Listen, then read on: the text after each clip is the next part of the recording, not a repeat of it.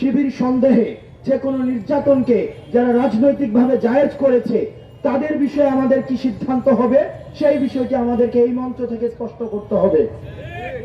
আমরা দেখেছি ইতিমধ্যে কিছু রাজনৈতিক দল যারা গত 16 বছর ধরে নির্যাতনের খড়গ ক্যাম্পাসে জারি রেখেছিল তাদেরকে মাফ করে দেওয়ার একটা প্রবণতা তারা দেখাচ্ছে। আমরা তাদের কাছে প্রশ্ন রাখতে চাই, তারা পাবলিকলি এ পর্যন্ত মাফ চেয়েছে কিনা, যাতে করে আপনারা মাফ করে দিতে পারেন, এবং আপনাদের এই ম্যান্ডেট আছে কিনা আমাদের শিক্ষার্থীদেরকে তারা 3 ফুট জায়গার বিনিময়ে আমাদের মেরুদণ্ডে বিক্রি করে দিয়ে তারা আমাদেরকে রাজনৈতিক প্রোগ্রামের সমাবেশ করেছে, আমাদেরকে দাসখত বানিয়ে তারা আমাদেরকে ক্যাম্পাসগুলোতে ছাত্রলীগের, আওয়ামী লীগের আমাদের প্রোগ্রামগুলোকে বাস্তবায়ন করেছে। সুতরাং তাদের সম্পর্কে আমাদের সিদ্ধান্ত নিতে হবে।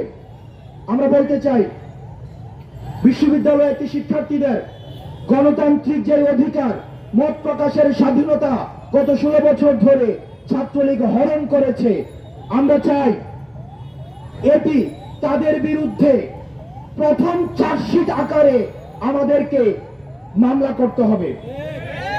দ্বিতীয়ত, শিক্ষার্থীদের ন্যূনতম যে মানবাধিকার রয়েছে, থাকার জায়গা, শিক্ষার জায়গা, খাবারের যে অধিকার, সেটিকে হরণ করার জন্য তাদের বিরুদ্ধে দ্বিতীয় চার্জশিট আনতে হবে।